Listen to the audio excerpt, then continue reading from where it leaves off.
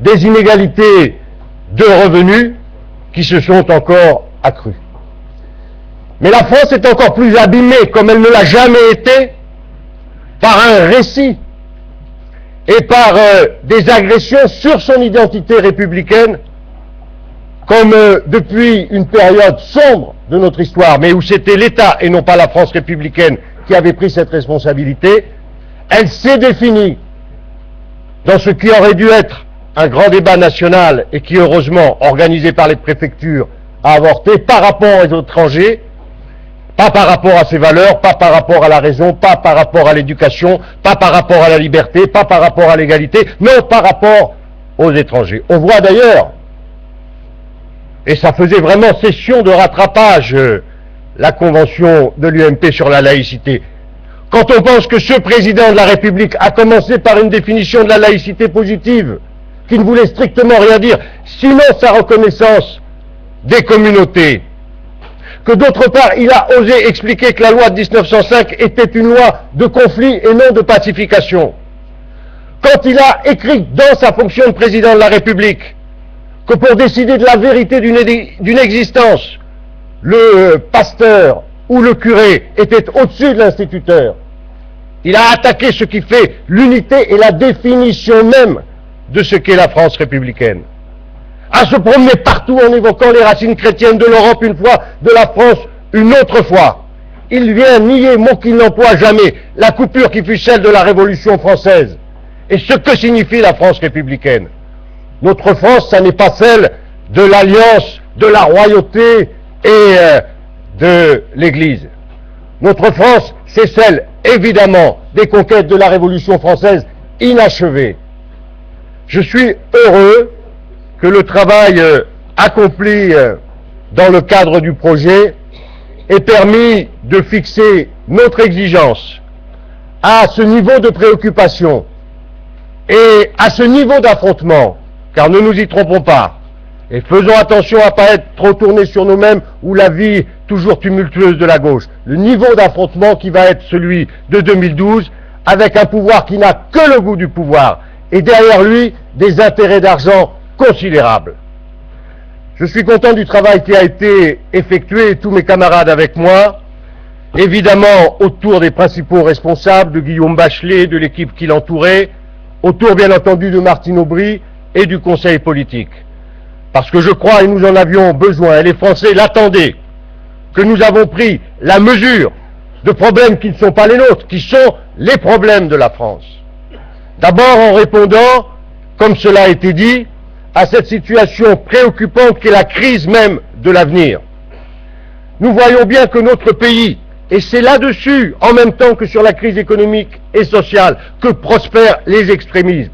Notre pays n'est plus capable de se projeter en avant. La notion même de projet, ça veut dire jeter en avant, ça veut dire voir devant. Et pour des progressistes, et nous le savons, lorsque l'horizon s'obscurcit, lorsque nous sommes plus capables d'anticiper ce que nous devons faire, de voir loin, qui est la seule façon de voir juste, alors la démagogie, la défaite de la raison, ce que nous vivons actuellement avec le pouvoir de droite, s'installe et les extrémismes peuvent prospérer.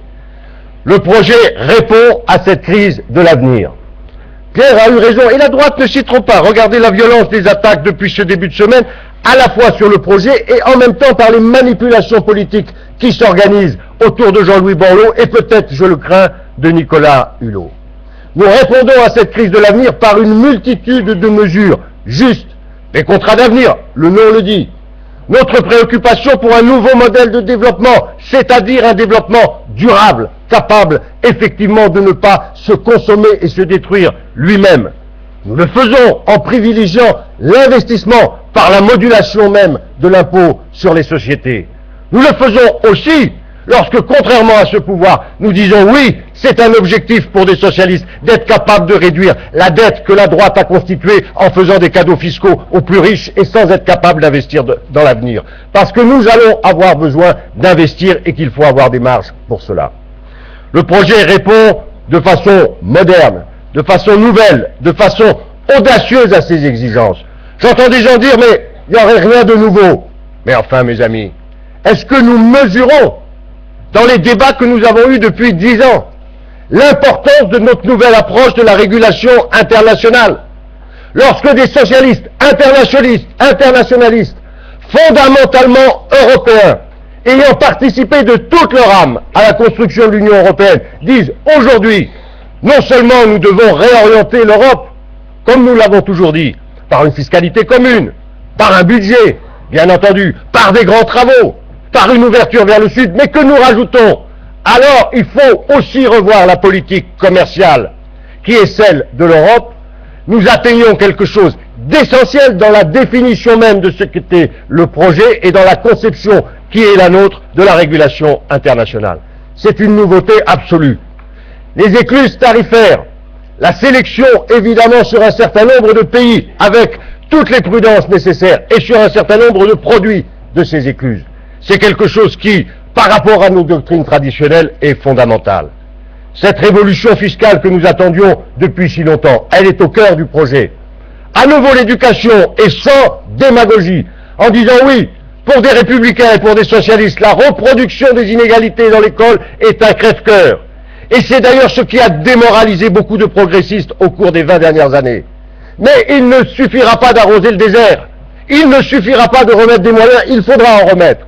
Il faut au préalable être capable de s'assurer des grandes réformes sur le temps scolaire, sur le métier d'enseignant, des grandes réformes qui nous permettront d'assurer que ces moyens permettront enfin la lutte contre la reproduction des inégalités. Il y a dans ce projet des avancées intellectuelles, des avancées programmatiques qui font sens et que nous pouvons porter avec fierté auprès de nos concitoyens. La deuxième chose, mes camarades, derrière cette crise de l'avenir, c'est la République. J'ai commencé par là en vous disant qu'elle était blessée, vous le savez. Ce combat-là, c'est à nous de le mener comme à différents moments de notre histoire. Pour des socialistes, Henri le rappelle assez souvent, la République c'est bien sûr la démocratie jusqu'au bout. Mais c'est aussi la République sociale. C'est la lutte contre les inégalités. C'est assumer l'égalité des conditions. C'est penser qu'effectivement un pays ne peut pas se développer avec des écarts de revenus et une idéologie du tout fric qui est celle de Sarkozy, comme c'est le cas aujourd'hui. Nous avons à faire des réformes et nous le faisons sur la question démocratique. Un nouvel acte de la décentralisation, l'organisation de l'espace public autour des médias, des avancées sur le cumul des mandats et sur la vie parlementaire, bien sûr. Mais nous avons aussi à axer et à mener le débat dans cette lutte permanente contre les inégalités. Inégalités qui concernent, je l'ai dit, l'école, mais qui concernent aujourd'hui aussi le logement, aussi les revenus, le pouvoir d'achat et les conditions de vie de nos concitoyens. Pour toutes ces raisons, mes camarades, et dans le contexte politique qui s'ouvre, que nous savons tous, l'année qui s'ouvre va être une grande année politique. Pour les socialistes, bien sûr, pour la France, à l'évidence, et pour l'Europe, souhaitons-le. Nous ne sommes pas uniquement dans un exercice académique, nous sommes dans un combat politique qui exige de chacun d'entre nous le meilleur. La seule façon que nous pourrions de perdre en 2012 et de ne pas être à la hauteur du devoir de victoire qu'exigent nos concitoyens, c'est que chacun d'entre nous se replie sur ce qu'il y a de petit, d'ambition individuelle, d'animosité. Nous avons trouvé les moyens dans le Conseil politique de nous parler. Ce projet est le projet de tous les socialistes. Tous les socialistes doivent le porter ensemble. Nous allons devoir nous rassembler, nous le faisons. Nous allons devoir rassembler la gauche, nous allons devoir rassembler les républicains, nous allons devoir rassembler les Français. C'est le début d'une grande année, c'est un bon départ. Je salue ceux qui ont permis que ce soit le cas. Merci Vincent. J'appelle donc Christian Paul avant Harlem Désir et j'appelle tout le monde à respecter le temps de parole qui leur est indiqué.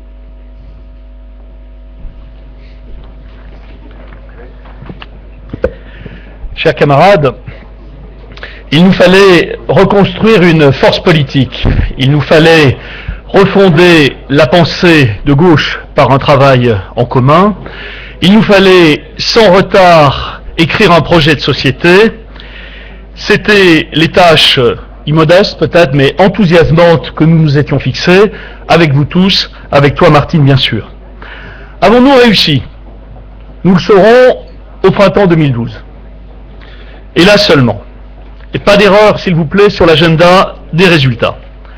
Mais enfin, À voir la droite aujourd'hui décomposée, à voir Jean-Louis Borloo quitter le navire, à entendre surtout les questions de fond qu'on nous pose désormais à nous socialistes sur nos propositions, à voir chaque jour les encouragements de celles et ceux qui n'en peuvent plus de ce pouvoir et de ce gouvernement. Oui, nous mesurons le chemin que nous avons parcouru et plus encore la responsabilité qui est la nôtre désormais. Ce projet, Guillaume Bachelet l'a parfaitement rappelé tout à l'heure, nous l'avons fait collectivement et nous l'avons fait avec beaucoup d'autres que nous-mêmes. La méthode, chers camarades, dans une démocratie, elle donne aussi le sens. S'ouvrir pour le Parti socialiste, c'est une force, ça n'est pas une faiblesse. Ça vaut pour les primaires, ça vaut pour les alliances et ça vaut bien sûr aussi pour le projet. Nous l'avons fait ce projet pas à pas, avec les socialistes, dans les conventions, à chaque étape, dans les forums, avec les jeunes socialistes, et c'était magnifique samedi dernier, Lauriane, avec les milliers de Français du Tour de France de 2009, avec les multiples débats des élections cantonales et des élections régionales. Ce n'était pas de la politique spectacle, mais c'était de la politique vraie. Nous l'avons fait ce projet avec des acteurs de terrain et avec les innovateurs du quotidien, avec des militants associatifs et des syndicalistes, avec des chercheurs et des producteurs de connaissances. Tous, ils débattent, ils écrivent, ils participent à la bataille des idées. Celle-là même, mes camarades, qui sera l'une des conditions de notre victoire si nous savons la mener vigoureusement. Car le projet n'est pas une boîte, c'est une mise en mouvement. Ce projet, il n'est pas hors du sol, il est bien enraciné dans l'histoire de la gauche. Il tire surtout les leçons des années de crise et des grandes transformations en cours. Ce projet, il est en résonance avec les souffrances de ce pays, avec celles d'un peuple qui ne se résout pas à voir ses enfants sans espoir, attendant au mieux une deuxième chance qui ne vient plus, que ce soit au cœur de nos villes, ou que ce soit dans ces territoires qui sont devenus les ultra-périphéries de la République, le monde rural, les banlieues ou les outre-mer. Ce projet, oui Guillaume, il refuse l'impuissance politique, celle que les néolibéraux accouplés à l'infaillibilité des marchés, au moins jusqu'en 2008, au moins jusqu'à ce jour où une banque américaine s'écroula, signant aussi ce jour-là l'effondrement idéologique de nos adversaires, mais c'est vrai, pas encore leur défaite politique. La droite, qui peine à contester nos propositions concrètes, rêve de nous enfermer dans le passé. Mais ça ne prendra pas. Car nos valeurs, mes camarades, sont celles de la République. Nos principes de justice sont ceux qui guidèrent chaque étape de progrès pour la France. Notre ambition est de redonner à ce pays l'avenir qu'ils ont laissé en panne. Nos énergies sont concentrées sur une stratégie de redressement national et européen. Nous avons démontré dans ce texte notre capacité à imaginer, à réinventer l'action publique et à révolutionner nos manières de faire, sans tabou. Oui, notre projet appelle au changement, mais ils vont tenter de le réduire, ils vont tenter de le caricaturer, de l'abaisser, et ils auront pour cela tous les faussaires et tous les apôtres de mauvaise foi. Quand nous parlons de progrès, ils font appel à la peur. Le 5 avril, le jour de présentation de notre projet, sous couvert de laïcité, c'est un comble, se poursuivait cette interminable manipulation de l'opinion, un incroyable acharnement pour tenter de prendre en otage les musulmans de France. Mais Jean-François Copé ne suffira pas à transformer la laïcité en machine de guerre contre la tolérance. Claude Guéant, qui fait de si beaux débuts au ministère de l'Intérieur, ne parviendra pas à transformer les Français en croisés islamophobes. Redressement et nouvelle croissance, justice et respect, République et démocratie. C'est désormais le projet lisible, visible, audible des socialistes. Il fallait tout cela à la fois. La droite avait confisqué indûment l'idée de réforme. Par un insupportable chassé-croisé, nous étions décrits comme les conservateurs, les défenseurs immobiles d'un monde finissant. Et pendant des années, c'est vrai, les Français ont douté. Nous faisons, chers amis, une toute autre démonstration ces jours-ci. Oui, c'est vrai, l'injustice, elle dévore notre monde. C'est l'ennemi à abattre. Les inégalités font douter de la République, celle de l'école, celle du logement, celle de la santé, celle d'un pays qui produit d'immenses richesses, mais qui omet de les investir comme il oublie de les partager. Oui au salaire maximum et au plafonnement des loyers. Ce combat combat les inégalités à la racine. dès la petite enfance, dès la prévention pour la santé, dès la prise en compte de la pénibilité